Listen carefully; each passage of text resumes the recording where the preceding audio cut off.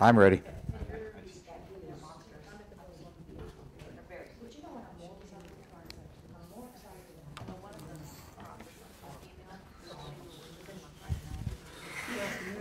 Everybody, and welcome. I think I'll sit there too. We're all going to sit there. Delighted to have Colin Campbell here. We've been friends for Careful. 20 years, something like that. Going on 20 years. Actually. Absolutely.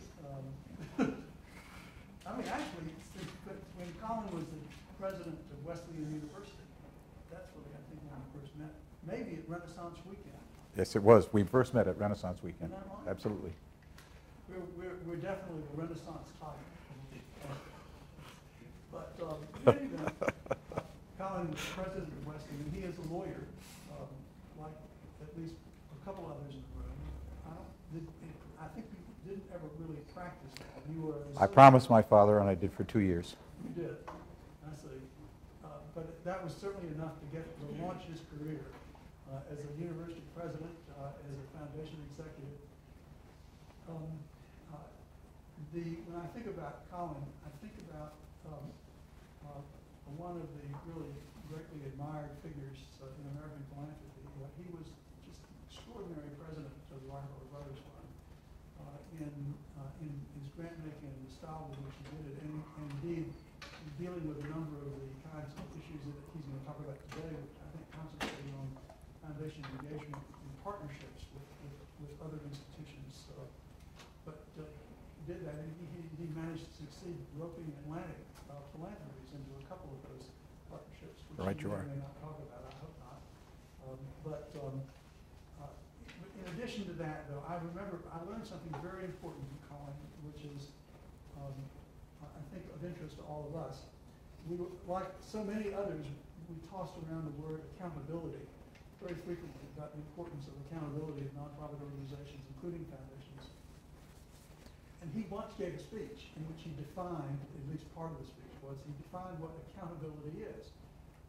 It's giving an account of oneself to someone else, which nobody had ever made that point in my experience. And suddenly it recast the meaning of accountability. And I traced to that perception from you the fact that I ultimately decided to write a book in which one of the main focuses is the transparency of foundations and the obligation to give an account of oneself to various other audiences. But in any event, Colin not only was the head of the Rockefeller Brothers Fund, but he has gone on to be the president and chairman of Colonial Williamsburg. He is continuing to serve as the chair of Rockefeller and Company, which is I think it grew out of the family office, but broadened to be much more engaged in managing assets for other wealthy individuals and foundations, and ultimately spawned, in addition to that, Rockefeller Philanthropy Associates, which provides consulting advice and management of giving by foundations, and what's completely separate, I think, as from Rockefeller and Company at this point, isn't it? Yes, it is now. Yep. In any event, one of the giants in America's philanthropic field today, and so it's a real privilege to have Colin here and to welcome him to do. And this is the second president or former president of Rockefeller Brothers Fund to be here in 2 weeks. And they have reached some kind of an antitrust agreement between the two of them about what it is that he is going to say, so that there's not going to be any redundancy.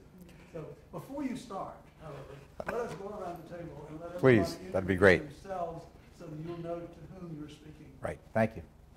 Kate Alford, Executive Director of the Health Research Alliance. Charlie Kleinfelder. I teach public policy here. Right. I'm Nancy Sun. I'm with the Rose Rockefeller. We're a foundation that funds biomedical research and education. Catherine Burnett with Mutuality. Nice to see you again. I'm Kristen Goff. I'm an assistant professor of public policy and political science here. I'm Paul Esperens. I'm a law student and a master's student here. Robert Goodwin, economics. Aubrey Incarvaya, first year and MPA student. I'm Marty Martin. I'm an attorney in private practice representing tax and organizations. I'm course on foundation strategy right now. Uh-huh. I'm Paul Rothstein. I'm a visitor in econ from Washington University in St. Louis, Missouri. I'm Katie Harold, a document student in public policy. Barry Varela, I'm a case writer in the Foundation Research Program. Welcome to the president of AJ Fletcher Foundation, work in social justice. Andrea Hassan, president of Triangle Community Foundation. And I just came back from Williamsburg with my daughters on a field trip and had a wonderful time. So I was interested to hear what you're doing over there. Oh, I'm glad to hear you had a wonderful time. Everybody always has a wonderful time with you. Almost. Almost. Well, Joel, thank you, and thank you all for letting me be here. I must say that this isn't something that just happened overnight. I think it was at least 5 years ago that Joel and I talked about my coming down and meeting with all of you, and it would have been when I was a little closer to the grant-making world than I am now. But Joel still thought it was a good idea, and so I was glad to be able to do it, and I'm really, really delighted to be here. I do have an agreement with Stephen Heinz at the Rockefeller Brothers Fund. It's a kind of lopsided. He just said, don't talk about what I talked about, which was, I gather, significantly about the Rockefeller family and its relationship to the fund. And I will not do that, but I am going to talk a little bit about, as we go along, about some of the work that we've done at the Rockefeller Brothers Fund that links directly to the subject matter of partnerships and philanthropy, the importance of mutuality, and I will get at that right now. At Wesleyan, where I was for 21 years, and where I first met Crawford a long time ago, at the Rockefeller Brothers Fund, and now at Colonial Williamsburg, my emphasis for a good part of my work has been on the importance of interinstitutional cooperation as a means of leveraging institutional resources and advancing institutional missions. Not incidentally, certainly at Wesleyan and now at Colonial Williamsburg, I was very well aware that the foundation community buys into interinstitutional cooperation in a big way, and therefore it was important from a fundraising perspective. I found in all three of these relationships over the last almost 40 years that it's been a constant challenge to get colleagues to rise above their parochial concerns and to truly be engaged in a collaborative effort. I think the reasons have been partly the immediate financial realities that most nonprofit organizations faced, and also organizational self-interest and indeed sort of smugness or pride or whatever you want to call it. So it was always a challenge, but it was important, and from my perspective, the leveraging of resources and advancing institutional missions has been aided in a number of instances in which I've been involved in and made a difference. Interinstitutional cooperation obviously takes a variety of forms, from modest collaboration to funding relationships to full-blown partnerships. And today I want to focus on partnerships because it was becoming increasingly clear to me at the end of the 90s, during my final years at RBF, that partnerships were going to play a critical role in sustaining the nonprofit sector across the globe. And I do want to speak about this as an international as well as a domestic agenda. Partnerships which involve non-government organizations, which involve foundations, but also involve corporations, government agencies, and multilaterals. Since the interest in and reliance on partnerships as the ultimate example of interinstitutional cooperation is, in my view, a continuing and important reality domestically and internationally, I did suggest to Joel that I take us back to some fundamental principles of partnership and make some observations about the nature of these arrangements as a means, I hope at least, of provoking your comments and discussion. But I'm also willing to journey off into other subjects when the time comes, and I would be delighted to do so.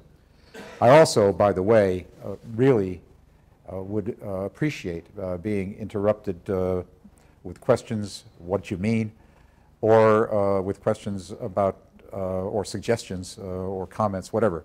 So I hope we can keep this as casual as I am sure it is when Joel is here on his own.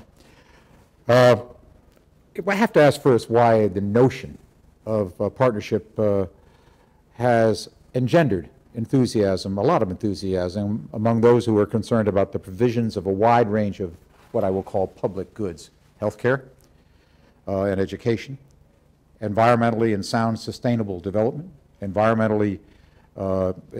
economic and social equity, and human security.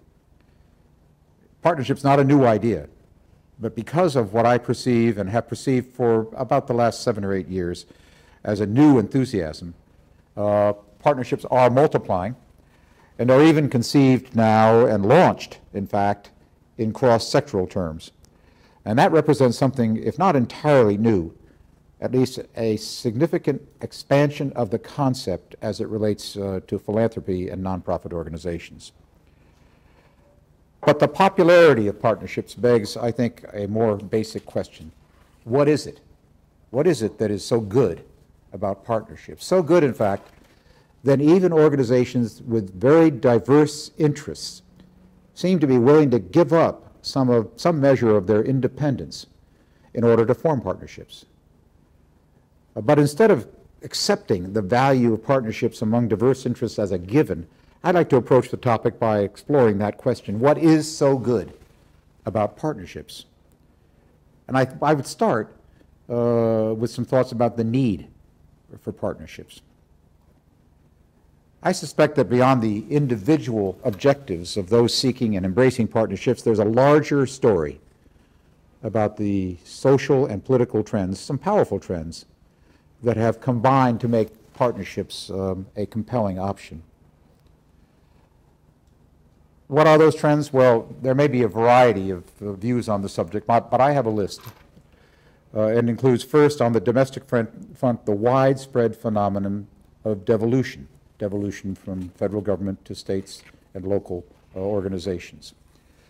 It's forced upon us a recognition that national governments have limited capacity, or at least limited political will, to meet the pressing social needs. The guns and butter argument still has considerable force, and I think you can't do both. Guns are going to win, and we're seeing that right now. From this acknowledgement of limitation, and we may protest it, and from the ensuing debate about the strengths and limitations of voluntary action on the one hand and of markets on the other, stems a consideration, inevitably, I think, of new arrangements to achieve shared goals. The process of reshuffling social responsibilities, of deciding what kinds of social institutions are best suited to what tasks, in what configurations, under what circumstances, is sensitizing a lot of us, I think, to the possibilities of partnerships. The economic downturn now underway, by the way, adds a new sense of urgency, I suspect, to this reshuffling process. I think we'll see that in the months ahead.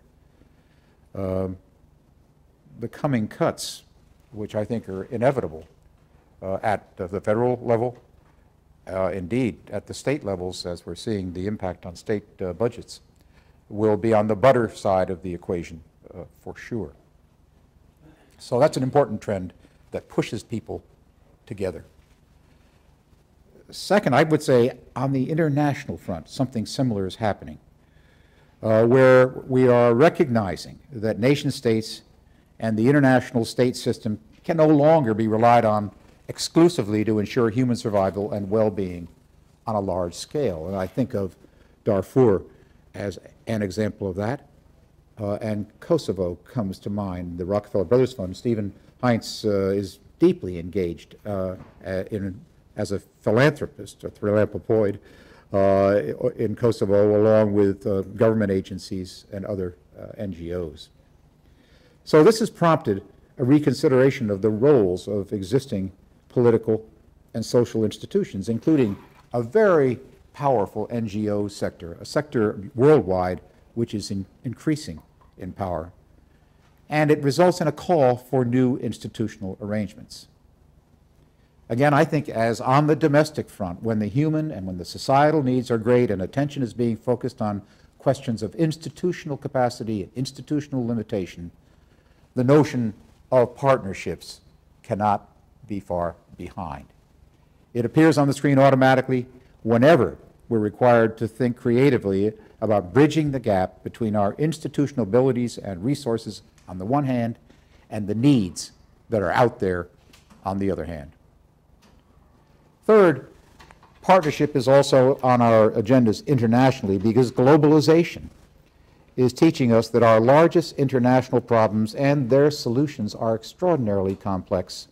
They are multifaceted and they are interconnected. As the distinctions among international, national, and local issues become more blurred, the need to wed local knowledge with national and international policy acumen is becoming more apparent. Think globally, act locally did not really come out of whole cloth. It came out of reality. Whether the issue is the environment, whether it's urban revitalization, whether it's human security, we're seeing a strong tendency, I think, to seek holistic, comprehensive, cross-cutting approaches. In short, to the extent that the various challenges that we now face are increasingly perceived to be linked, so we are increasingly drawn to strategies that link various kinds of expertise, experience, and resources from whatever sector or community you can find them. Back in the 1990s, at the late 1990s, there was an economic crisis in Asia. And I was over in Asia talking about this issue at that time. And it was very clear that the economic crisis was forcing people to think in new ways about partnerships. Fourth on my list is another sense in which globalization is a factor in the popularity of partnership. Globalization is often described as a process of simultaneous integration and fragmentation. The pressures of global trade, of information technology, and emerging norms, changing norms of self-determination, on the one hand, are pulling us together into a single world community, and on the other hand, they're facilitating or perhaps even fostering the formation of new group identities and new intergroup divisions, and we are seeing that very clearly across the globe today. The current political assault on trade agreements, NAFTA, and beyond, is bound to increase this divisiveness. One reason the notion of partnership is so appealing now may be because it promises to connect us while substantially preserving our separateness. A partnership brings distinct entities together to collaborate in a particular enterprise. As that enterprise proceeds, compromises will surely be necessary. But the fundamental distinctness of each partner will also be preserved. And I think that's a critical component of partnership, that the fundamental distinctness of each partner will be preserved. It's the differences as well as the similarities between partners that make partnership meaningful in the first place. Finally, I would argue that the expansion of democracy and democratic norms around the world has made us increasingly uncomfortable with relationships that are inherently unequal. Relationships of command or control, of course, but also relationships of charity and patronage. So under these circumstances, partnership, with its assertion of equality among parties and its focus on joint rights and joint responsibilities, shared risks and shared benefits, becomes increasingly appealing to private funders, to government agencies, to NGOs, who for different sets of reasons are now more sensitive to the questions of equity and differences of power within their relationships. So these observations about the large social and political trends that might be making partnerships so compelling are relatively neutral with respect to the value of a partnership. They may tell us something about why a partnership looks good to us, but they do not tell us about whether a partnership really is a good thing. Perhaps partnership is not good, only necessary in some of the ways I've suggested. Necessary to achieve ends that can't be achieved alone. Necessary to solve particular kinds of problems. Necessary to provide a kind of democratic credibility. Necessary to help structure relationships among what I would refer to as cautious allies, and necessary as a means of sharing political risk. If partnership is primarily necessary rather than just good, the implication is that it would probably be far preferable, if it was possible, to go it alone, because partnerships do involve sacrifice. Within the context of a partnership, independent agents must commit themselves to meeting the needs of others as well as their own needs. The easy kind of emotionally gratifying dialectic, us versus them, has to be abandoned in the favor of a more complex framework of thought and action, a shift which can be especially difficult for NGOs contemplating cross-sectoral partnerships, since their strength, the NGO strength, has been based on their separateness from, and frankly, often their opposition to government and to business policies. So it's a big shift to become a partner of those where you have been an opponent. Well, then the question, are there features of partnership that might make it a good thing, worthy of consideration on its own, despite the difficulties and risks? And I have touched on one such feature, the democratic nature of partnerships. Voluntary and self-generating partnerships start by assuming the equal merit of each partner's interest in and contribution to a project. The joint sharing of rights and responsibilities that characterizes partnerships stems from the basic assumption of equality, as does the mutual respect and civility among parties, which the notion of partnership must imply. The extension and the elaboration of such relationships is itself an expression of hope and confidence that you can bridge the gaps internationally, for example, between North and South, between the haves and have-nots, those whose lives are being improved and enriched by globalization, but also those who are in danger of being marginalized. So the democratic nature of partnership could be perceived, and should be perceived, in my view, as a good thing. Another worthy feature of partnership is that it's based on strengths rather than on weaknesses or deficits. What makes an organization or an institution desirable as a partner are the strengths it brings to that partnership. Its human or financial resources, its contacts, its connections, its credibility, its expertise, its history, its past experience. When strength is defined that broadly, it becomes clear that the partner who happens to have the money is not the only strong one, and that all parties to a partnership are in need of something another party provides. That's critical. They have to have something that the other party provides. By focusing on strengths and pooling them, a partnership can extend the benefits of its members' resources. It can amplify their impact and dignify and empower all the parties that are involved. I think partnerships also represent an unparalleled opportunity for different kinds of institutions to learn from and about each other by working together. Some of this is the consequence just of their proximity. For better and for worse, partnership exposes some of the intimate details of each organization, culture, and style.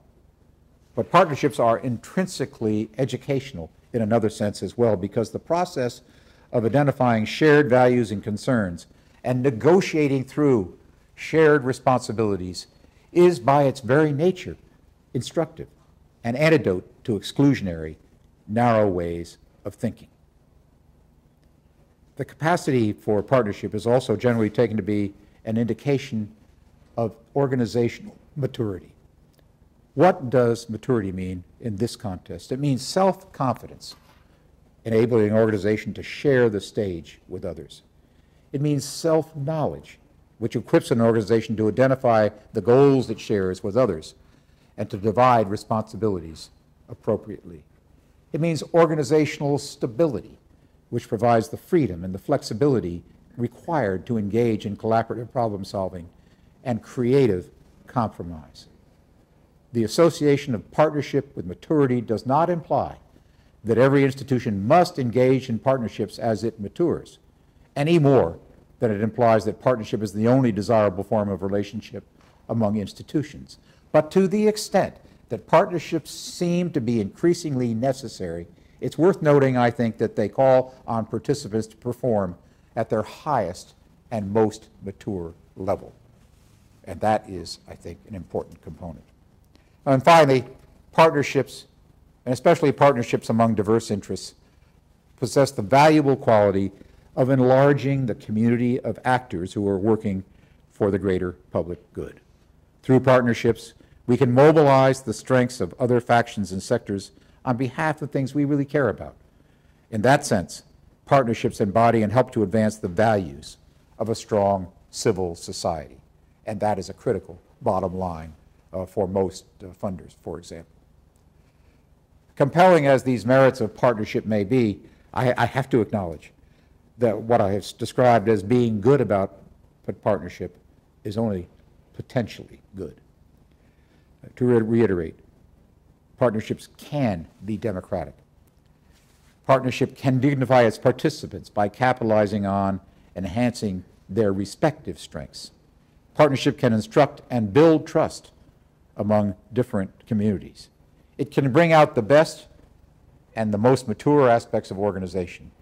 It can promote inclusiveness and pluralism that are necessary for a strong civil society. So these potential benefits give partnership its great symbolic value. But partnership per se merely offers us an opportunity to enjoy these values. The real trick is to make certain that the language of partnership is matched by its reality. And the danger is that we might be fooled into thinking that we can simply declare partnership, sort of like declaring peace, and consider ourselves entitled to its benefit. And that is not the case. So neither necessity nor basic merit are quite sufficient to answer the question, what makes a good, that is, an effective partnership, one which lives up to its potential? And in addressing that point, I want to draw on some of the RBF partnership activities. Not because all of the fund's partnerships have been equally effective, but because we have engaged in and learned, in my years there, from a relatively wide range of partnerships.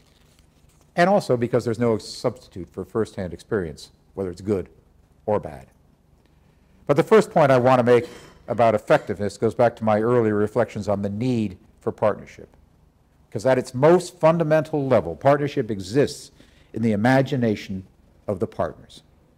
For that reason, all parties to a partnership must be convinced that it's necessary to work together, that working alone will not suffice to achieve the desired results.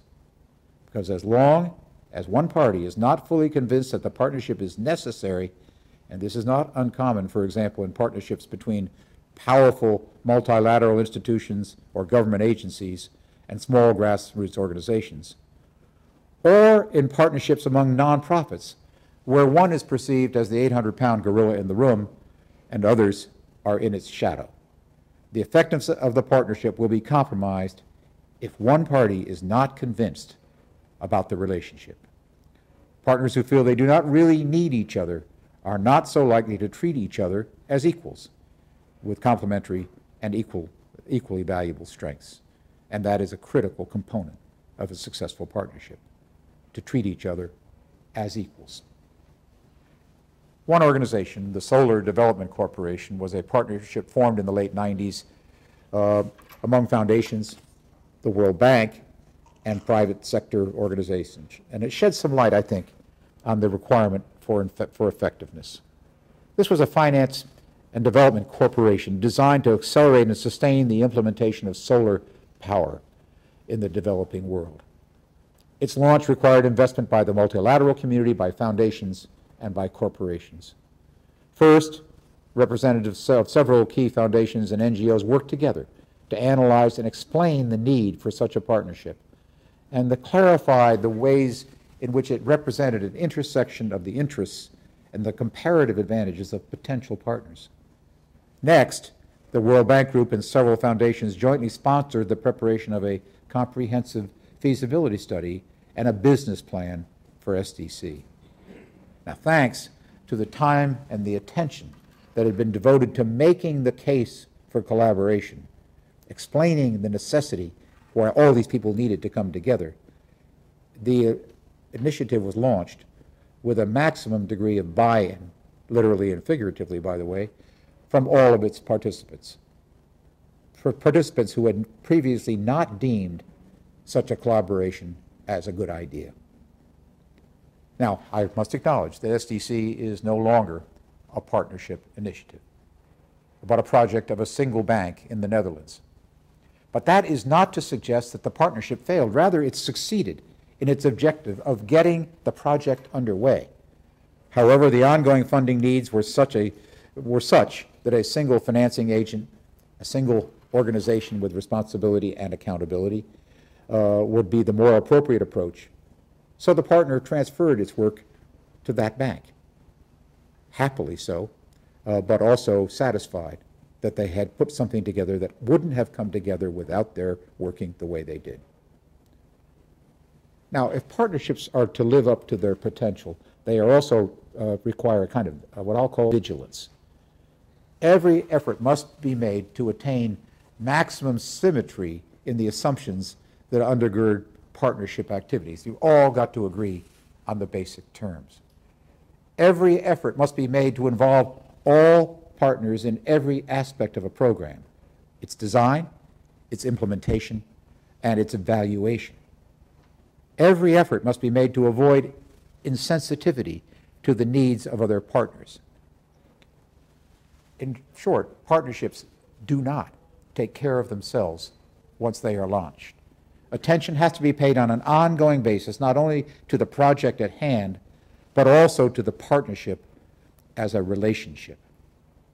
Opportunities for learning, for trust building, must be created, must be deliberate, and partners must periodically reflect not only whether their own goals are being met, but how they might help to advance their partners' goals. That's part of what I refer to as mutuality. This kind of vigilance and self-awareness will pay off in partnerships that fully engage and therefore enhance the strengths of all participants, and that broaden to the maximum possible extent the mutual learning, the understanding, and the trust that partnerships can generate.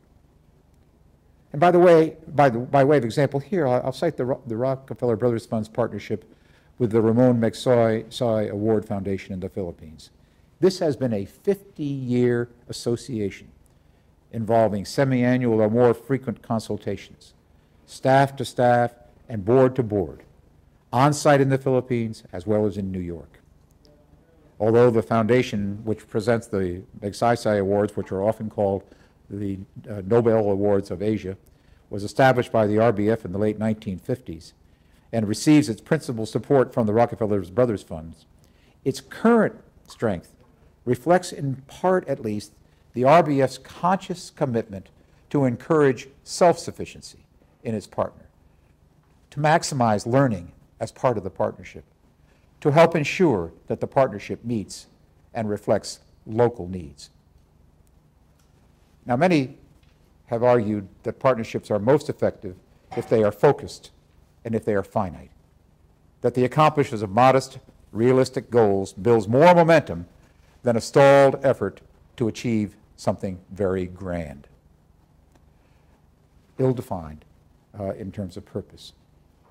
I'd go further and suggest that partners, especially partners with diverse interests, would do well to focus as explicitly on the limits of the partnership as well as what it includes. And I mean this in two sentences. First is the sense in which it is important to keep the end game in mind. Where do you want the partnership to finish up? Solar Development wanted the partner to finish up with an ongoing entity to do something about electrification, rural electrification in the developing world. That was the end game.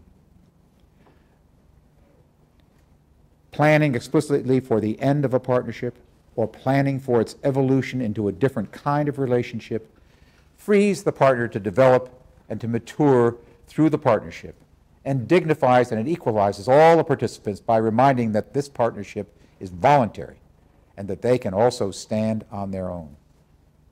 Now, in 1990, the RBF and the German Marshall Fund launched the Environmental Partnership for Central Europe. It was an initiative designed to nurture community-based environmental activity in the region.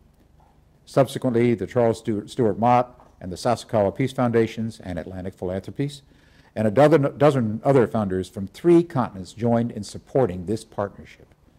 They established local offices, and through those offices, the partnership has made over 2,000 grants and organized hundreds of workshops and training sessions and exchanges to strengthen the capacity of small citizen groups and municipal government agencies to do something about the environmental crisis in Eastern Europe and Central Europe.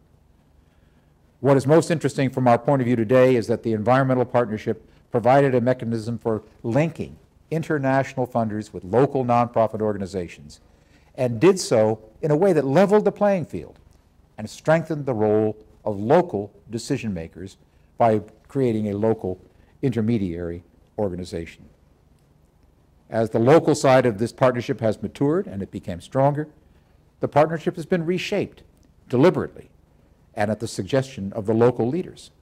The local offices of the partnership have been turned into independent, locally incorporated foundations and have joined forces to establish their own international office. These offices now act independently for the most part or in concert as they wish. This environmental partnership for Central Europe created a strong set of independent local institutions and strengthened local culture of citizen action and philanthropy. It continues today in a modest, more modest, but useful supporting role, mostly encouraging joint programming across national borders. A good example, I think, of partnerships who have a continuously evolving role rather than being stuck in the same example. And the second sense in which partnerships can be more effective, is by focusing on limits is this. Partnerships among organizations with diverse interests inevitably exist within a larger and a more complex network of relationships. NGOs, multilateral agencies, governments, foundations, all interact in numerous ways.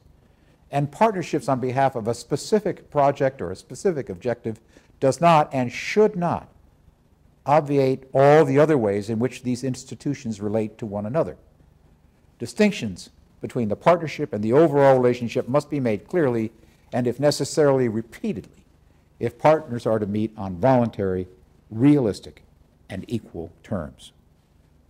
To cite an example, the formation of a partnership with the World Bank to support the Solar Development Corporation could not be taken to mean, and was stated very explicitly, that those involved will give up their monitoring of bank policies and practices. It couldn't be taken to mean that, or that we will cease funding that is critical of the bank, or for that matter, that the bank will forego all projects which do not conform to the hopes of its solar development partners. I think that has to be a basic component. Just as partners must in some sense stand apart from the larger context of the relationship in which they are all embedded, so must the organizations involved in a partnership be able to act within the partnership freely and independently of outside pressures and constraints. The organizational autonomy of partners, especially their capacity to resist political influence, is a prerequisite for effective partnerships among diverse interests. The need for organizational autonomy in partnerships is very evident, perhaps, when one of the parties to a cross-sectoral partnership is a government agency. In 1999, as I was leaving the RBF and several other American foundations, C.S. Mott, Soros, Ford, and Atlantic Philanthropies, formed a new partnership with the U.S. Agency for International Development. It was called the Trust for Civil Society in Central and Eastern Europe. It was an unprecedented public and private partnership, sought to address the urgent need for a bridge funding mechanism because a lot of the foundations were leaving Central and Eastern Europe, arguably prematurely. And for the organizations there to get greater self-reliance and greater self-sufficiency, more time, more funding was needed. And this was a way to achieve it. Unfortunately, we felt that the withdrawal of the foundations, including our own, by the way, could lead to an undermining of the full activation of civic life in the region if we weren't careful. So to launch the initiative, the foundations challenged USAID, matched the fundraising efforts dollar for dollar, and aid accepted. The goal was to raise $100 million from private foundations, from governments, and from multilaterals.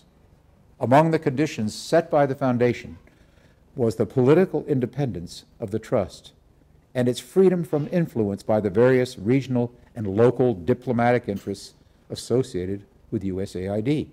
In other words, we said to USAID, enter the partnership freely, without obligation to particular geographic locations or projects deemed strategically or, more significantly, politically important for one reason or another, or the partnership would not be launched. Well, as it turned out, in 2000, 2001, after I had left, A's leadership was somewhat naive about its ability to act independently of political consideration. They said they could, but they couldn't. They wanted to stay in, but they could not assure the freedom of action that was required. And that was a non-starter for the foundations. But the foundations felt so strongly about this as partners that they raised themselves $70 million by enlarging the group and by stretching. And the trust flourishes today. I talked to the director yesterday just to make sure I could say that. And she said, yes, it does flourish. And it flourishes, by the way, without the complications of a constrained government partner. Finally, any discussion of factors in the effectiveness of partnerships would be, I think, incomplete without a mention of the reality that organizational partnership involves many levels of activity. Organizational leaders, staff, constituency are all part of the partnership, and every effort has to be made to see that the terms and the spirit of the partnership are somehow activated at all levels, not just at the top. The democratic potential of partnerships in particular cannot be realized if it is only executive officers who come to the table as equals, willing to understand and to work with one another. Ways have to be found to involve directly or indirectly the individuals who are in the field and whose responsibility it will be to actually implement the partnership's plans. For large organizations like the World Bank and USAID, and for those who attempt to partner with them, this challenge is particularly acute. At its heart is the difficulty of producing cultural change within cumbersome and entrenched bureaucracies. Leadership is critical in generating such change, but pronouncements, even policy directives from the top, are not going to be sufficient generally to encourage a widespread shift away from a reliance on insiders' knowledge and on accepted points of view and toward a more open and responsive stance. The World Bank's intention to work in closer cooperation with foundations and NGOs was declared, and we had meetings about this with Jim Wolfenson at the time, and by his successors. It's foundered at times on this very problem. At the local and regional levels and below, all but the topmost management levels, the commitment of bank staff to consultation and partnership with NGOs on agriculture, on pest management, or on regional and community development in East Central Europe still leaves much to be desired. And looked at from the bottom up, this difficulty of penetrating through layers of bureaucracy means that the lessons of successful small-scale pilot projects launched by grassroots NGOs are too rarely being incorporated into large, well-funded bank operations. Looked at from the top down, it means that organizational policy changes which are responsive to the concerns of NGOs and foundations are not consistently being implemented in practice. So the partnerships between NGOs and multilaterals are facing a constant challenge. And yet, many of my colleagues who are engaged in this work continue to feel that they are an essential course for reasons I suggested earlier. Of course, foundations and NGOs involved in cross-sectoral partnerships need to find ways to ensure that partnership becomes part of their organizational culture, and that's asking a lot when you get to the big guys. Well, I want to conclude with an example of a challenging partnership, not at RBF time, but at CEW, Colonial Williamsburg time, for me, a partnership close to home. It was born of necessity and has occupied well more than 50% of my time for the last year, and it reflects many of the principles that I've mentioned. Jamestown, Virginia was founded 400 years ago in 2007. It was to be an 18-month commemoration, focusing on cultural diversity, focusing on increasing tourism, focusing on giving new life to the history of this region and indeed the history of the country. $350 million was spent on facilities improvement in the historic Triangle region of Virginia. But it wasn't feasible, partly for that reason, to go it alone. The Jamestown-Yorktown Foundation is a state museum. The National Park Service, which is a federal agency, obviously, and the Association for the Preservation of Virginia Antiquities is a partnership between the national parks and a private 501c3. And then there's Colonial Williamsburg, the 800-pound gorilla in the room. It was a very challenging experience. Relationships among these groups, particularly among the two Jamestowns, historic Jamestown, the original island where the settlers first landed, and the State Museum, which is across a causeway, were terrible. Tenuous is not even beginning to be accurate to describe it. Their relationships were competitive, and they took a lot of time to talk badly about each other prior to 2007. But they needed each other desperately for this commemoration. So we created a structure, a partnership, to create allies rather than enemies, and to force people to work together. We tried to capitalize and emphasize the respective strengths. Colonial Williamsburg had the financial resources, had the logistical experience, had the technical support capacity. Jamestown had a huge new museum facilities and big new ships that had been built as reproductions to celebrate the 400th.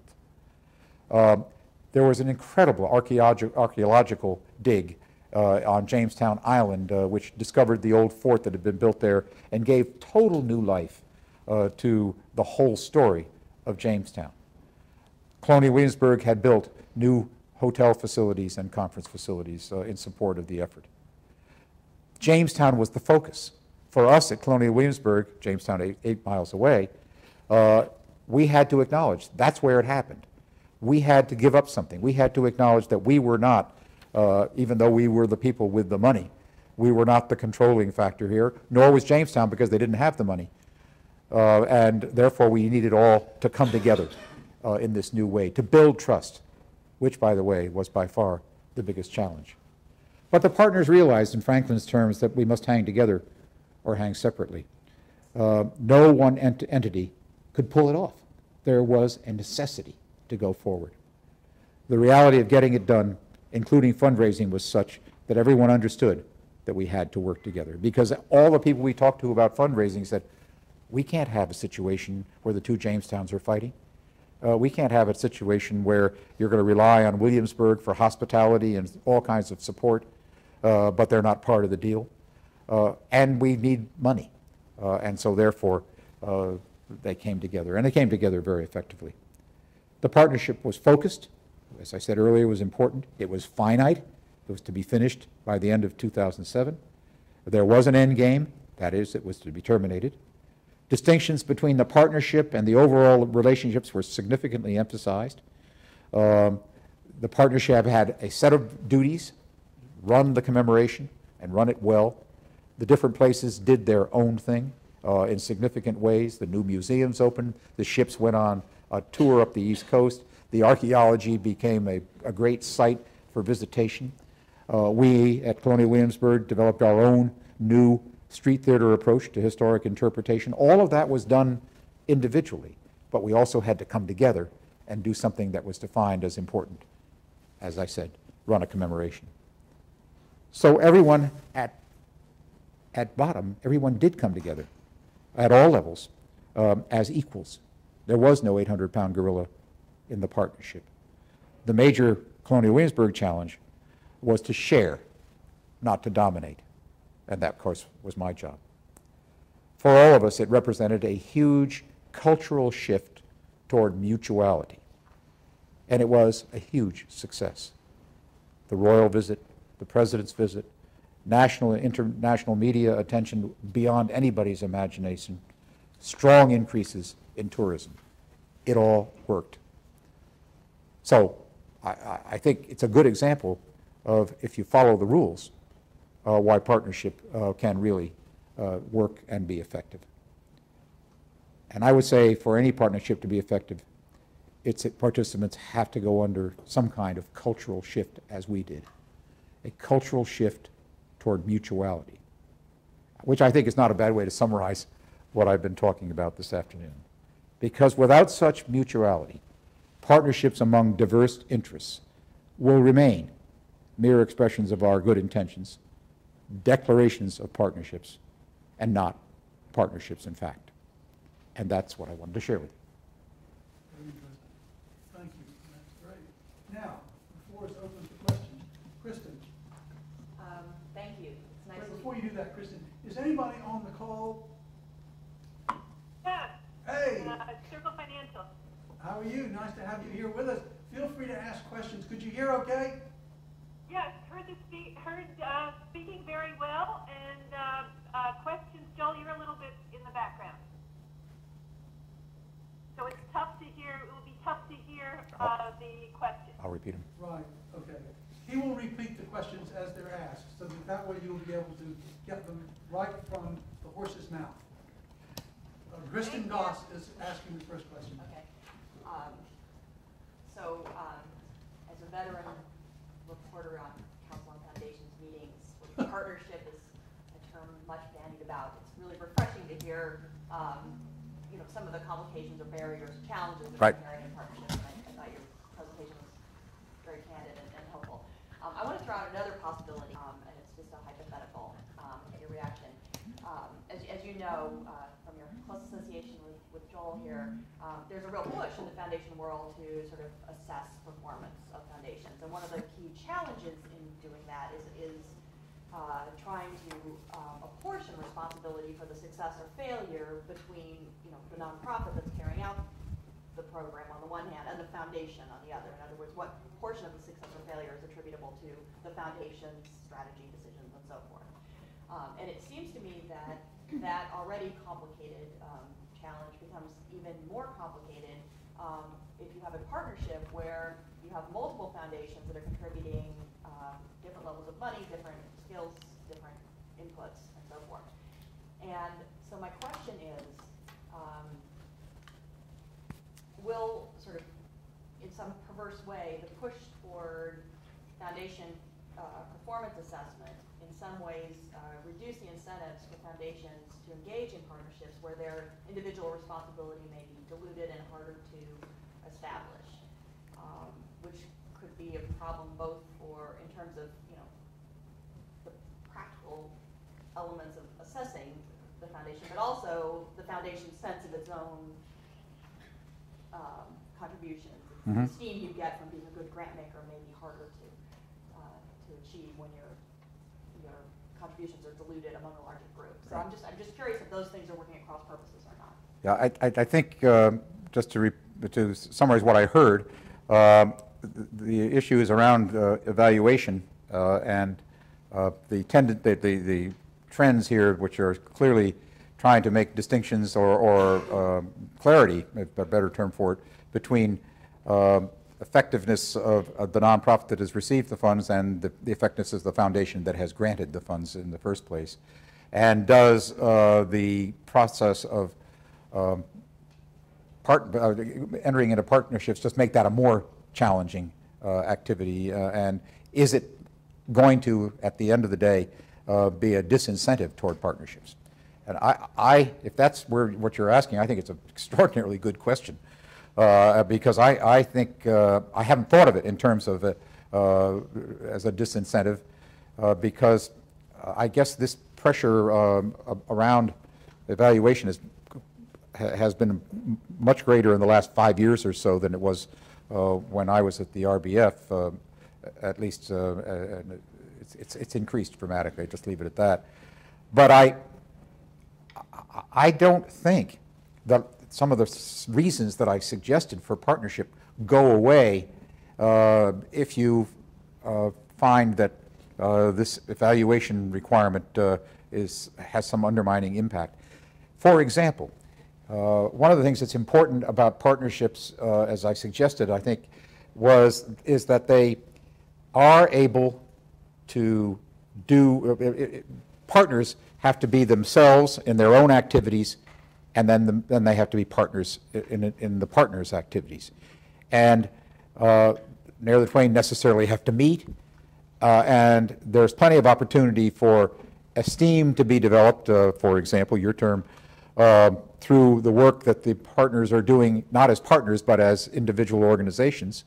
And so I don't think you lose on that front necessarily at all. And there is a tremendous benefit. I have reaped it, so I can speak of it quite personally, to a successful partnership. Because Colonial Williamsburg was perceived in this project in which we've been involved for the last year, coming in as a threat, not a partner. Colonial Williamsburg was perceived at the end of the process as the glue that held the whole thing together. Now, the evaluation process is underway now. And there, I have to say that I worry, not about the success, but about the legacy. I am now in the process of trying to get these organizations to accept the fact that we working together were a far better entity with respect to getting an event done than we would have worked alone, and that there are other ways we can strengthen each other by staying together in a closer relationship, if not a partnership. And I'm having a lot of trouble because the groups are moving back to their state, federal, 501c3 comfort, depending on which organization you're talking about, and not taking advantage of the momentum gained from the partnership. And that is a disappointment.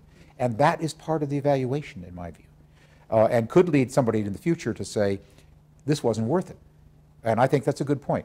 I think it was worth it, because at least while we did it, we were successful. The problem was it wasn't worth, it didn't have the potential advantage that it should have had. And that's a disappointment to me. But I don't quit easily. I might offer a gloss on what you just said. Yes. And what Kristen asked. Can you hear me on the phone? Just a little bit. Okay, I'll move over closer. It seems to me that you put the finger on the problem when you said that it has to be focused and targeted. Right. Well, to the extent when you're talking about evaluation, if you could get agreement, the only really way you can get agreement, the only way you can do effective evaluation is if in fact you can get agreement on what the goal of the effort is. Right? So to the extent that you have a targeted outcome to which everybody has agreed, and in this particular case it's the event, right, you have a much better chance of getting not only agreement on the process, but agreement on what constitutes success with the process. The reason that you're having trouble post the event is that there's no such agreement at this point. There's no targeted outcome, and so there is, in a sense, a war between the goal of evaluating and the goal of creating an ongoing relationship with these organizations, because it was the event that really caused the focus. And I'm just picking up what you said. You're right. You're right. And you might argue even that I violated my own principles, because I tried to extend the value of this relationship past the event. And I hoped there would be such a thing, but it didn't happen. Well, that's good. Yes. First, Andrea. Thank you. I very much enjoyed your presentation. And this is, and actually following up on what Kristen said, this is an issue that we are grappling with at the Community Foundation field nationally. Yeah. Because we are being encouraged to participate more and more in partnerships. And so I can speak on behalf of being a funder, but also having participated in many partnerships or coalitions or efforts, and still doing so at the state level and national level. So my two questions, one point being, what's the lifespan of a partnership, which I think is what the point is here. I think it's cyclical, probably, and one of your principles is it should be encouraged and it should be sustained somehow. But I'm wondering about that. From my experiences, even those that have been extremely successful, recent ones, there is a lifespan, Yeah. or there is the momentum that you experience in Williamsburg. And then my other question is, should foundations require or encourage partnerships? And we've seen a trend from nonprofits that are reacting against that. Yep. I think we've all, gotten on the bandwagon of partnerships, and it is difficult for nonprofits to do that. It does take time, and so I think some foundations are talking about the fact that perhaps it should not be a requirement, but it should be something that is, evaluated as it comes. And on the terms of evaluation, I'm on a board of another foundation, and we do healthcare funding. And we recently funded a collaboration in Wake County, and they received a grant from Robert Johnson. And that foundation is notorious for doing a lot of evaluation of collaborations. And I would say, my public health days, we spend a lot of time with those grants, but about 50% of their time is spent on evaluating the partnership. So I think that's an example of where the partnership is being. So I think our nonprofits are now not as interested when a funder requires it. Perhaps they're more interested when the need is there and it comes as a way to achieve that goal that you're talking about. So I just wanted to hear your reactions to those issues. Well, I think the key issue here is first the lifespan and whether they should be finite or not, and I really do believe, and Joel just made this point, I think that, yes, I think that a finite partnership is one way to go at it, but I use two terms. One was finite and one was evolutionary. And I think evolutionary is at least as important as finite in terms of the values in respect to partnerships. The environmental partnership in Central Europe was an evolutionary approach that has been just quite remarkable for almost 20 years. But we went into it understanding that it would evolve. I think that's a critical point. If you go in with an understanding of that, then coming out the other end is an easier way to achieve it. The second issue, I think, was should foundations require partnerships? Now, when I was a grant maker, I did not think that it was ever appropriate to require grantees, potential grantees, to do things that weren't natural and comfortable for them. Because at the end of the day, it's unlikely to be successful. I don't mean that they love it. For example, we went to funders with our situation in Jamestown, and not everybody in the partnership, loved each other, but we all knew we had to do this. And so we were able to make the case and to foundations that we were doing it together. And so I don't think you have to love being in a partnership in order to get out and get funding and be successful. But to resist it and to feel that it undermines what you are trying to accomplish in your nonprofit in order to meet the requirements of the grant maker, I think, is unhealthy grant making. I don't think that's the way foundations should behave. And that's certainly not the way we behaved at the Rockefeller Brothers Sons. We did plenty of encouraging, but when we were not successful, we typically, and I would say more often, made the grant to an individual organization rather than create a partnership, rather than withdraw the funding altogether if we thought the cause was right. Because the agency is more likely to know what's going to work best for them than the funder is. So I think, there's a term that you hear from time to time called foundation arrogance.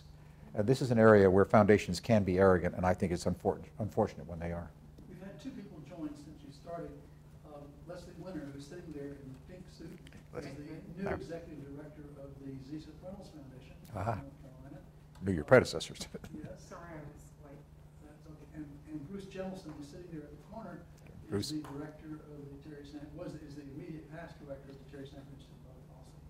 Nice to see you. So, Marty. Yeah, I had a couple of thoughts, and the lawyer in me begins to flinch when you use the term partnership. Yeah.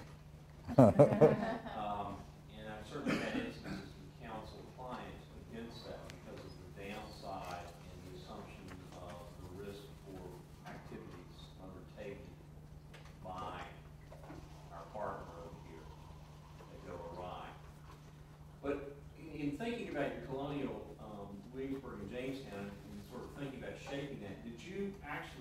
form a separate partnership where there is a partnership agreement and a legal entity that came into existence to operate under, either in a corporate structure or in a legitimate partnership structure? If not, or have you in your other experiences looked at encapsulating an agreement that in essence outlines the goals and objectives that you have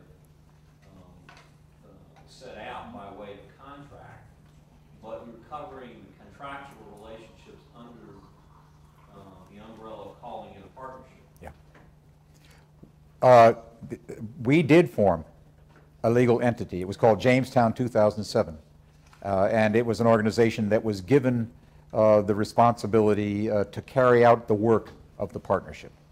And it was an organization that was set up to request and receive funding, that had fiduciary responsibility for the accounts, etc.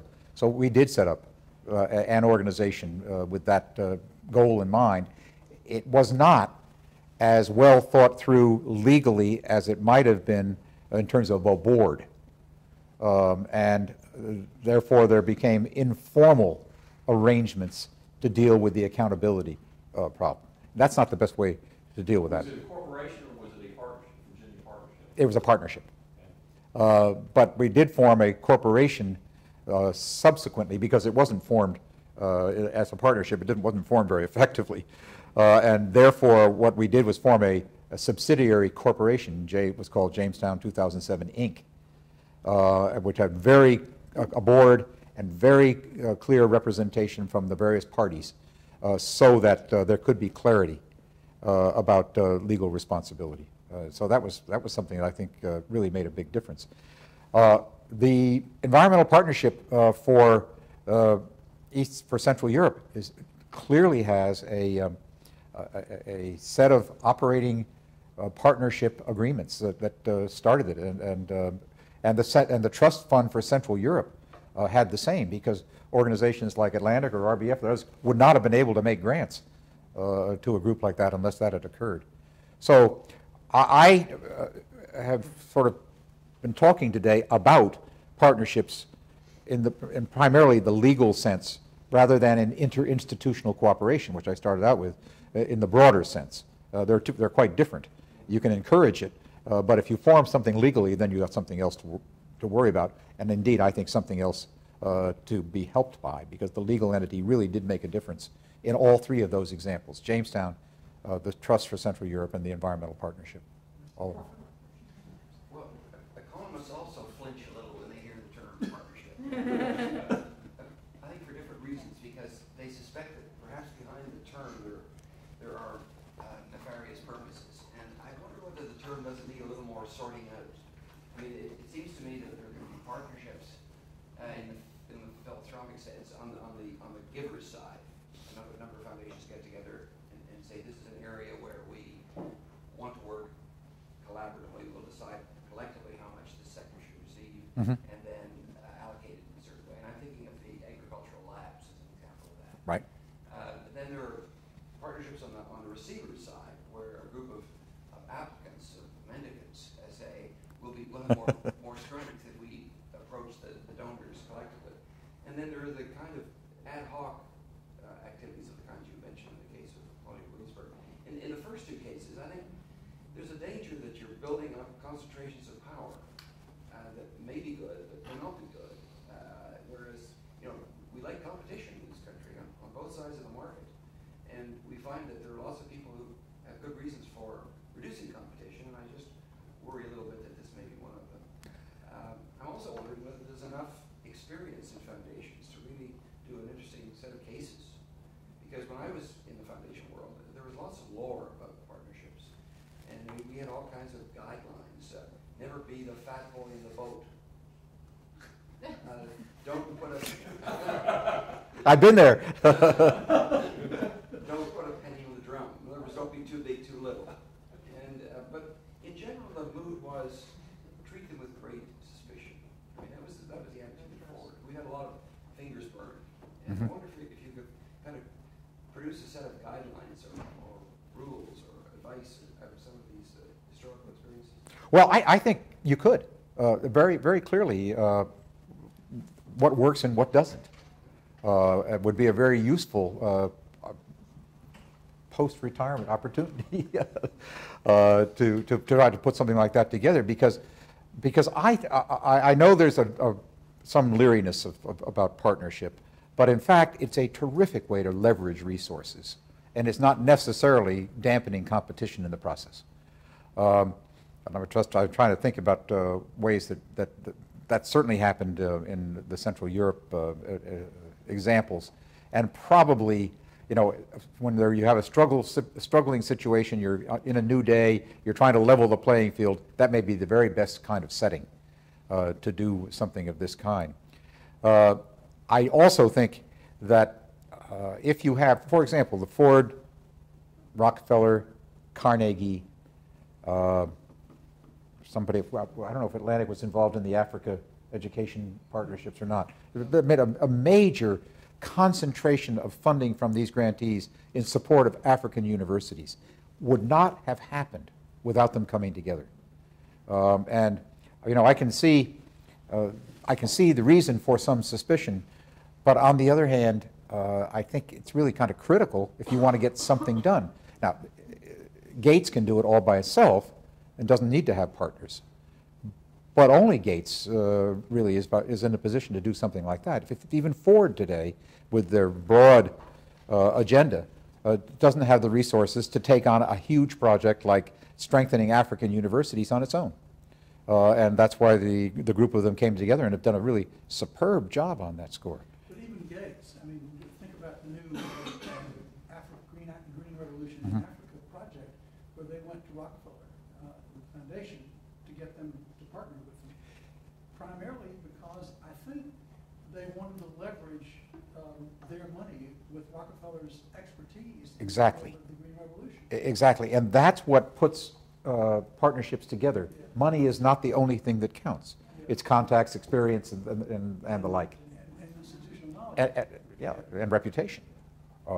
Absolutely. So I think there is that danger. I agree with you. And there is a need sort of to spell out what some of the advantages are. And indeed, that's what I've been trying to do, to talk about you know, where it's appropriate and where it's not. And what some of the principles ought to be as you go forward with it, which will stop some of these along the way rather than requiring them in situations where they don't belong. I have a question.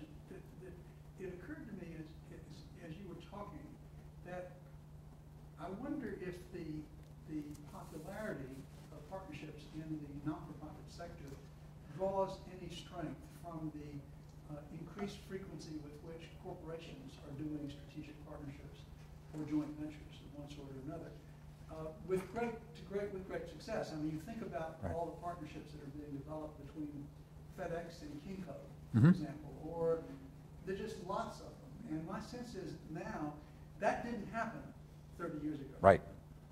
Sometime in the last 25 years, corporations began to say, well, why should we try to do everything ourselves? Let's work out joint venture arrangements or corporate partnership arrangements with in some cases with competitors, more often than not with competitors, but with people who if they work together, could basically do kind of a horizontal kind of a partnership and to accomplish everybody's mutual benefit.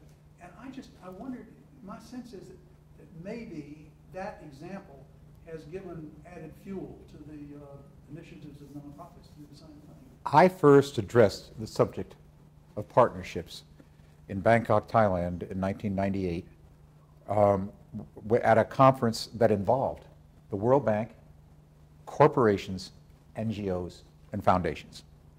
And the reason they came together is because corporations were looking not only to show the model of what they were doing, but to expand on that and look for partnership with private foundations, and in particular, partnerships with NGOs, which were gaining real power, global NGOs, which were gaining real power in Asia at that time. And I thought it was extremely exciting. It's what got me going on the subject of partnerships, actually, because the corporations really came to the table saying, we're doing something that we think would be valuable to you, and you ought to be part of it with us. Interesting. Bruce? Just a comment that builds on what you just said, Joel, and then a question. I mean, it seems to me that part of it, and whether it's in the corporate world or elsewhere, is it's sort of one of the paradoxes of the age, which is partly what you were getting at with the integration and fragmentation Right. parts of globalization. Well, we live in an age in so many ways where there's an emphasis on specialization, right? Because problems require depth of knowledge, whether you're an NGO working out there or a government agency, or a scholar, whatever. Yet at the same time, when you kind of come up to any problem you confront, it has complexity, right? And so it has, a cultural dimension, it has an economic dimension, it has a, political dimension. And so part of the reason for these partnerships, it seems to me, is this, how can we sort of, get the best out of the complementarities between complexity and specialization. And yet we thought a lot, I think, in this age of what we need is specialization, so people went out and did their own thing, and then they suddenly saw that they need a 1 and 1 that equals 3, and it may be the kind of thing that you talk about, studying what works and what doesn't. Right. But that was just something that you said. I have a question which may be, it's an extrapolation question, and it may take us in a direction you want to go, and that's fine. But when you talked about the 800-pound gorilla in the room that really is trying to convince others that when it says, I want to work with partners, I really mean it, and it's not just because I want to exploit you, but I can see a mutuality here. I can't help think it's a very different subject, but more broadly globally. And one of the great challenges that if you look at any area that we face in international affairs today for the United States as an entity, is the need for partnerships, right? But there we are the 800 or 8,000 or 800,000 pound gorilla. And the point you made that struck me too was about culture. It's about organizational culture or political culture that is hard. And we're sort of trying to find ways to talk, to think about and to talk about it, including to people in our own country. What does it mean to say that we need partners, that we are really strong, but guess what, we can't accomplish it on our own? Is there anything that's coming out of your own experiences that might help us address that beyond the usual sort of mantra that's out there, we need to work with others? But, to really say it in a convincing way that even though you are the, in relative terms, the largest gorilla, it's not just that others need you, but you need them. Well, that's our experience. I mean, that's my experience over the last 8.5 years or so, running this $900 million endowment organization that is just at a different level. It's the 3rd largest endowed museum in the country. Only the Metropolitan Museum in New York and the Getty. Well, the Getty's different because it's a grant maker as well, but the Houston Museum are the only 2 that are larger. It's a very large organization which has to have local engagement and cooperation in a region in order to maximize tourism, which is what we're about, and in order to have the kind of cooperation that we need from the local entities. So there's no question that my experience has been that the fact that we're big and rich in relative terms is only part of the story, and that I think we were successful in convincing people we meant it, and it's a story that that I will find ways to tell on into the future, and I think it has broader implications than just what we're doing in Williamsburg or just what we're talking about here in philanthropy. I think it has huge implications in foreign policy, but there is a political component and the esteem issue that you raised earlier that is at a whole different level when you're talking about foreign policy, government situation, where I think getting people to swallow their pride, their sense of being first in the broader arena is extremely difficult to accomplish. If I may say so, Bruce, one of the reasons, and this may embarrass Colin a little bit, but the truth is that what makes that partnership in Williamsburg work is having a leader like Colin who is humble and who recognizes the importance of mutuality. And the same thing would be true, I think, with the United States of America if we had leadership, political leadership, that felt the same way, in a sense, not coercing others. I mean, I know you believe this, and I'm just saying what I think you already believe, but the truth is, the leadership is so critical. The character leadership, the diplomatic leadership, the leadership that's self-confident enough that it doesn't have to throw its weight around. And that's the story and so it seems to me it's just a natural segue between what he has done and what you're talking about. I think, self-knowledge and self-awareness, self-confidence are critical components of effective leadership. And I'll go there. In 1999, I was working on my master's, and I did my thesis on partnering in nonprofits. And I used, I can't talk nationally or internationally, I can only talk to the local, but I used groups in Raleigh, that there were two groups that were part of a research where there were dollars involved. One was a group of continuum of care workers of nonprofits, and the other were a group of perpetrator and victim organizations of abuse. And so these were different groups that were getting this money, and it was research. How do you partner? And it was about partnering coalition. What does it take? What's wrong with these tables? And the trust and so forth. And I learned a lot about partnerships and when partnerships can't be and so forth. And these groups, one kind of made it and the other one dissolved. But what has happened since, because I follow it with what I do, is that the perpetrator victim groups in domestic abuse have evolved into major partnership. Like NRA. They couldn't be in the same room together. It was so awful. The other group that acted like they were, they should have had a lot more in common, but they didn't have any trust, and so they were both after money. They weren't going to. But this group continued to work together, and today they now have grown to a true partnership, which wasn't there, and they're now the 10-year homeless project out for Wake County.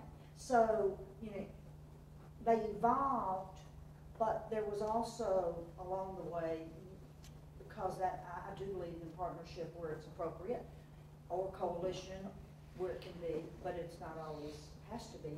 But I think involvement, and I also think if foundations or donors think that way, it doesn't mean that this is how it has to be.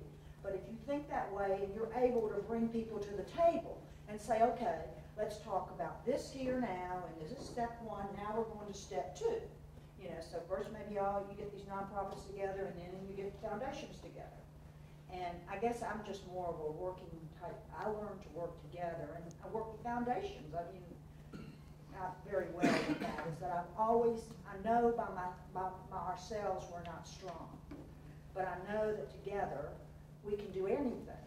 And, but I just wanted to share that, is that that's on a smaller scale, but to watch in 7 years or 8 years what happened to both these groups and where they are now is it's been a great learning experience for me and a sense of hope. And for them too. And for them too. Yeah, there's a real educational component when they're working together like that. I still work with them, and in various kinds of ways, ranch or whatever, and it's just been, but the growth that they've seen for themselves and how much better their organizations are. That trust. That's the promise of working together. That is the promise. The trust. Yeah. But anyway, I just thought I would share that. Well, thank you. Very interesting. Marty? Another question.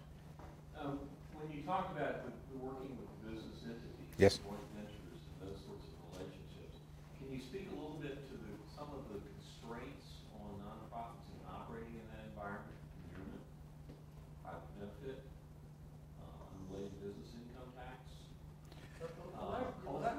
Elaborate that a little bit, because I'm not sure I'm following. Well, when you begin to work as a nonprofit, you need to be, in particular working with businesses, I think you need to be sensitive to those issues in terms of how you structure those relationships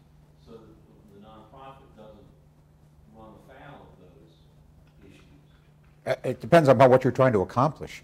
For example, one very important one that's really doing extraordinarily well today is a group called the Forest Stewardship Council.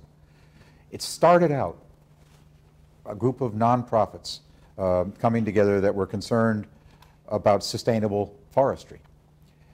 It was funded by some foundations that were also concerned about that issue, and they started a council to come together of foundations and nonprofits. It has enlarged now to include corporations who share the same objective. Has nothing to do with inurement or profit or any of that kind of thing. It has to do with a policy objective, which is requiring certification on lumber that has been sustainably forested. And so corporations are part of that. Financial institutions are part of it. Some competitors are not part of it at all, don't like the certification, but that's a different question. But nonprofits, foundations, corporations, financial institutions are all part of this Forestry Stewardship Council, which has really changed the way forests are harvested in this continent today, not just this country. It's really quite remarkable as a partnership that grew and that included the corporate community and didn't result in the corporate community compromising its profit motive, or the foundations or the nonprofits in compromising their legal obligations to act in a certain way. And indeed, it's in this situation, you can have a company agree that it is going to require certified lumber in order to carry out its construction business, and will only purchase certified lumber, and still does other things that are not sustainable behavior, and found that the same foundations that are their partners in the Forestry Stewardship Council are their critics, and other things that they're doing. So, are they operating as true, again, coming back to how you structure, are they operating as true partners, or are you using the language of partnership to sort of describe that relationship, or perhaps a lack of a better word? Well, I would argue that that they are, in the sense that it's a membership association, and they have formed a membership association. They pay dues into it. They support it in a variety of ways, and they have standards for membership. So it's a membership organization, but not a partnership, to which membership is extended to business enterprises, but, as well as NGOs or governmental entities. Yeah, and in that sense, legally, I think you're right. It's not a partnership, it's a membership organization, but it really is an affiliation of people cross-sector. Started out with funders and nonprofits, both acting as partners, and then acting as each other's partners, and then bringing in the corporate sector. And if that, from a legal point of view, is better to call something different, fine. But I myself think that it showed the capacity of cross-sectoral relationships for a public good. That's the purpose. Well, in a sense, they're committed to the goal of achieving sustainability. That's right. That's right. Forest. That's right. And more specifically, to certification. Certification in services. That's right. So, you can deal with a lot of different relationships. It doesn't, but, and I think some of these are partnerships, some of them aren't, depending on what the goal is. But, do you think, we have Colin and I have a mutual friend named Harvey Dale, who bristles every time. Foundations love to talk in terms of partnerships with their grantees. He outlawed that usage in Atlantic and said that the foundations are not partners with their grantees because he's such a legal stickler and says, no way in the world we can be partners. Well, Harvey and I certainly would be glad to partner with Colonial Williamsburg if my organization goes south and I can pass the liability on to Colonial Williamsburg. Right. Welcome partner.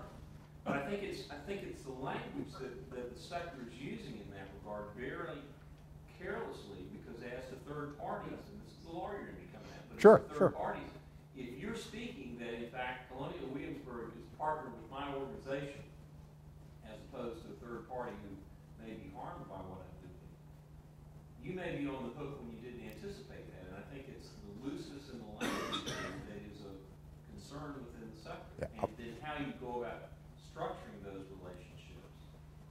Well, I agree that, that you have to be careful about that. What we did with Jamestown 2007 was form an entity which had the responsibility, and we didn't have the liability, the entity, whatever liability there was, which wasn't all that much. I mean, it was insured. We were protected. Don't worry, our board would never have gotten into this kind of relationship if we hadn't built in the necessary protections, insurance being the critical one in that situation. But Harvey Dale and I have had this conversation more than once. And I've said to Harvey, you're right. There are situations in which if you're granting, there's a relationship, grantee-grantor relationship, which can't possibly also be called a partnership. And people do use that term very loosely. But the Forestry Stewardship Council is something different from that. It is a group of people who have determined from their various vantage points what's important as a matter of policy. There is more funding coming for the council from foundations that have money than from nonprofits that don't. But there's still a kind of, I would like to call it a partnership with an objective. The foundations alone and the corporations couldn't, in fact, gain their objective without the operating charities that are there, which are actually doing a lot of the advocacy of the work in behalf of the cause. Absolutely. So they're indispensable to whether they're called partnerships or not. You know, we've got to stop pretty soon, but unless there are any other questions, I just simply, my experience when I was at Atlantic is that every foundation president talks in terms of the great desirability of partnerships. But what they typically need is they want other foundations to join in their projects. They don't want to join in other people's projects. And so, you know, I had that experience over and over again. And some of the most difficult grant making we ever did was in partnerships with other foundations where it was funding partnership for all practical purposes. And they almost never worked out really well, except of course those with Rockefeller Brothers. We had very successful partnerships. Except for Rockefeller Brothers. So you never did talk about it, so that's what I was waiting for. Well, that's because Stephen wouldn't let him. He said you can't talk about what I talked about. Did Stephen talk about it? He didn't talk about any partnerships. Yeah. Because he's into them in a big way. He is, indeed. Any other questions? If not, let me thank Colin for a very interesting and stimulating discussion. You can see it was really terrific. I was delighted by the questions and I was delighted to be here. Thank you. Well, thank you. And the next one is when? It's April 2nd. April 2nd. And who it will be is the head of the Kaiser Family Foundation, who is going to be speaking. This is a foundation that is one of the leading foundations in the field of health, particularly in health equity and health financing. And it's an operating foundation, different from most of the other foundations we've heard of. So that will be fun. And then 2 weeks later, Garrel Marsh, who is the new CEO of Atlantic Philanthropies, will be speaking. I think it's whatever the date is, the 17th. I think it's the 16th of April. 16th of April. So those are the last two of the semester. So I hope you all will come. Colin, thank you very much. Well, thank you. Really thank you all for dialing in too. Yes. Any questions? I think she said goodbye, Joel. That was Diane Brooks.